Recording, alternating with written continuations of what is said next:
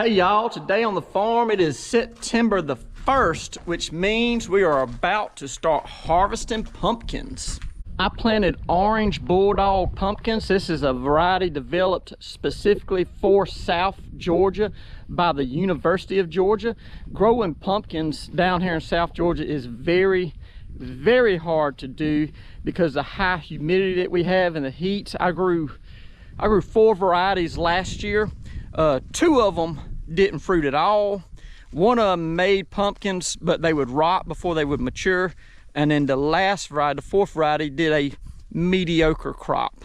But the orange bulldog pumpkins, according to the University of Georgia, will grow in South Georgia and produce about, I think, 7 tons to 10 tons per acre is what the UGA claims. So we're gonna pick mine. We're gonna see how much weight we have, how many pumpkins we have. I planted 1 acre of these pumpkins by hand.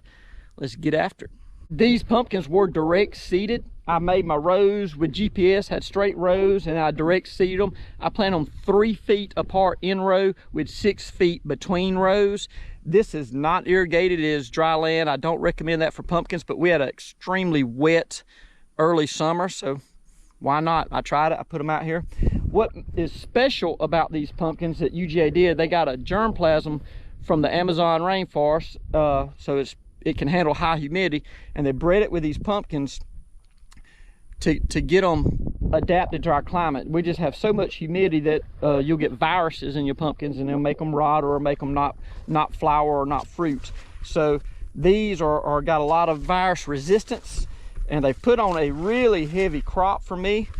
I don't know if it's going to do exactly what UJ says it does as far as yield, but it's a lot more pumpkins out here than what I had last year with my 4 different test varieties.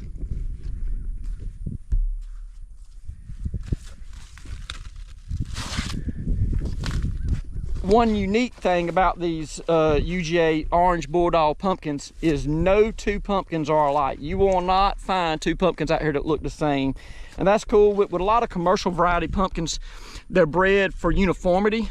So when you're marketing them, you'll have very uniform pumpkins. You can say, hey, this pumpkin is ripe for harvest in X number of days, and they're gonna look like this. They're gonna be 13 inches around, or they're gonna be 6 pounds.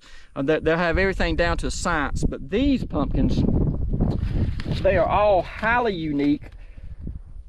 None of them look the same. And so that actually, I think, is beneficial in my market. You will notice I do have a little bit of weed pressure out here.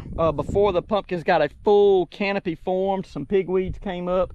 They're mainly down the center stretch. I did plant Deal's Atlantic Giant pumpkins down the center stretch, and they did not form a good canopy, and that's where most of the weed issues are. The orange bulldogs canopied very rapidly and stayed relatively weed free. The little bit of weeds we have out here is predominantly grass, and then, like I said, in the Deal's Atlantic Giant, we have pigweeds kicked up.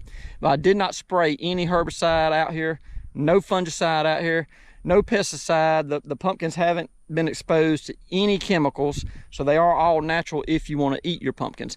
I haven't tested these as far as taste test them. I have not ate any of the orange bulldog pumpkins, so I can't compare them. I have some people ask me, do they make good pies or whatever? I don't know. I haven't eaten any yet. We will probably eat some within the next week, but as for right now, we're just trying to get them harvested and get them in. What I'm looking for as I harvest these pumpkins is if the vine has gone down, the vine has started dying, the leaves are going off on it, the vine itself is turning yellow, I'll pick all those pumpkins on that vine. Some of the vines are still very vigorous, and so on those vines, I'll look right here at this little curly, there it is. Right here, just like picking watermelons, you have this little curlicue right here ahead of it, right by the fruit. If that curlicue has dried up, then that means the fruit is ready to harvest. The easiest way to harvest a pumpkin is to give it a spin. If it's ready, it'll come right off. If the fruit doesn't remove from the vine easily, if it doesn't just snap right off, then it's not ready. This vine itself is starting to go down, so I know these are ready. And one thing with these bulldog pumpkins, I've noticed if the handle is fully dried, it often breaks off right at the pumpkin. They don't have a sturdy handle. like some other varieties do. The handle often breaks right off. But if you see that the little tentacle is dead and the pumpkins easily snap off, that means they're ready.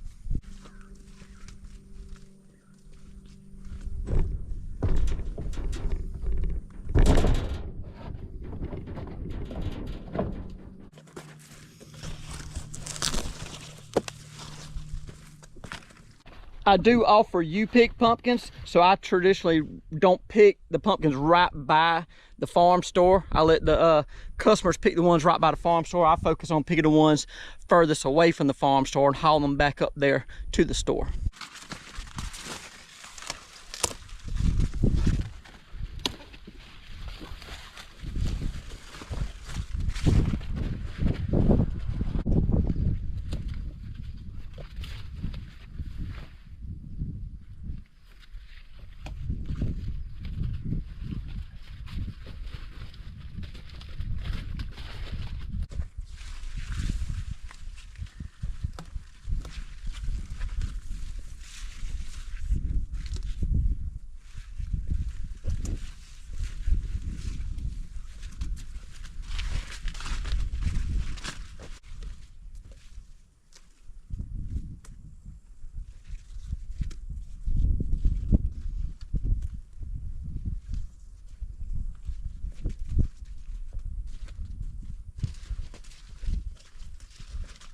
This pumpkin patch is still full of blooms. There are blooms everywhere out here.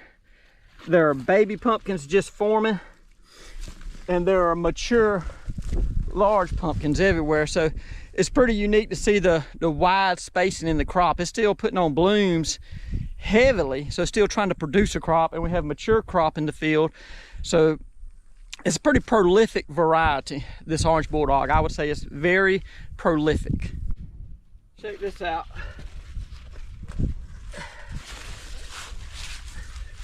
Same variety, same vine. Look at the variation. That is crazy. I heard from watching the Veggie Boys that pumpkins are a natural dewormer. And I have experimented with that on my own. There are people on the internet, and maybe you run into a few in person, that will dispute that claim. However, in my experience, I fed buckskin pumpkins to my cows last year and to my chickens. And while my cows do also get other worming methods, I do not worm my chickens. I fed a bunch of buckskin pumpkins to my chickens, and they doubled in size. Now, do they need worming? And the pumpkin seed wormed them? I don't know. All I can tell you, my chickens were full grown. I put a bunch of buckskin pumpkins in the pen that were past their prime. They're starting to get soft. The chickens ate them. They blew up. Who knows? I think that's proof enough to me that the pumpkins serve as the pumpkin seed serves as a dewormer. Because I mean, it was maybe a week. There was a very noticeable difference in my chickens, and man, they'd stopped growing long before I fed them pumpkins, and when I fed them, they bulked up a lot. So I think that my chickens were possibly wormy, and the pumpkin seed dewormed them. However, if you're going to deworm your cows with them, they would have to consume a lot. A chicken weighs 4 or 5 pounds, cow weighs 1,200 pounds. They got to eat a lot of pumpkin seed.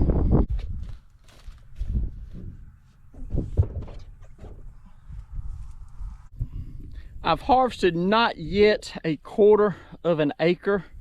These pumpkins were planted where I had my green beans. If you watched videos earlier in the year, we were harvesting some flat green beans, some Roma 2 variety, right here on the same ground. After I harvested the green beans, I then bottom plowed the land, or moldboard plow, some of you people would call it. I flipped the land, turned the land over, and come in here and field cultivate it and put these pumpkins down. Midsummer, early summer, maybe June, they got put in the ground.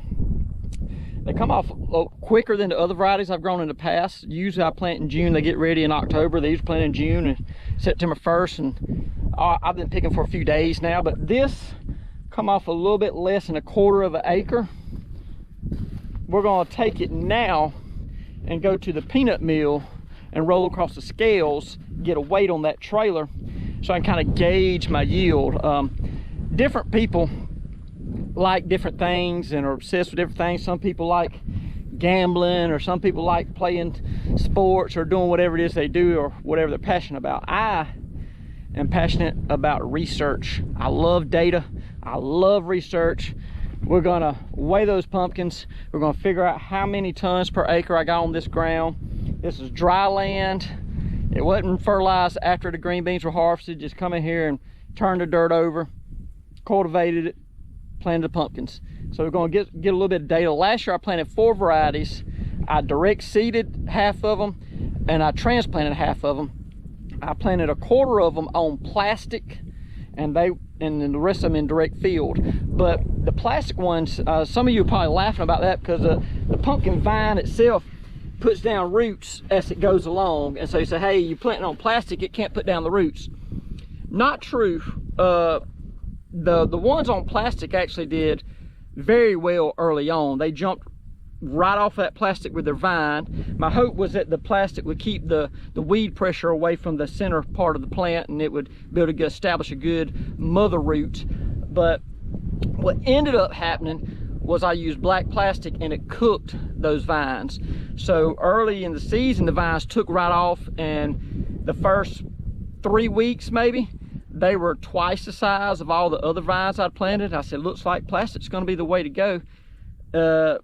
Then came late July, early August, when it's 100 degrees here, and it absolutely cooked those vines, and they died. Even though they had drip tape under the plastic, they were getting all the water they need. They were getting too much heat off of that plastic, and so it cooked them. So I found out last year from my research that open field is better than plastic.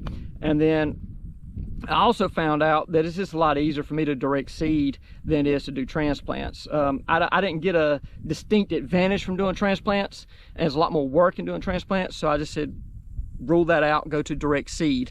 I also last year used the conventional spacing, a lot bigger spacing than what I did this year. Last year I had 6-foot rows and 6-foot in row, and I ended up fighting a lot of weed pressure, and a lot of pumpkins got choked out. This year, 3 feet, actually it's closer to 2 to 3 feet in row, 6 feet between rows, and so we got a bigger canopy formed much quicker, and that kept the weed pressure at bay. It kept it pretty clean out here. Now it's late now, it's time to harvest, so you see the weeds have came up, but for most of the season we were pretty clean. So through my research I found out, let's plant them tighter, get the spacing real close so they can crowd out the weeds.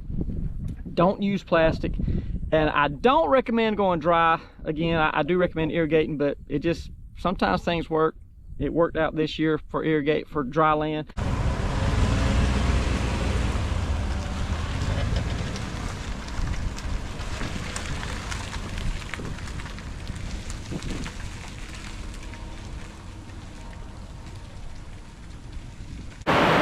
Well, it has started raining.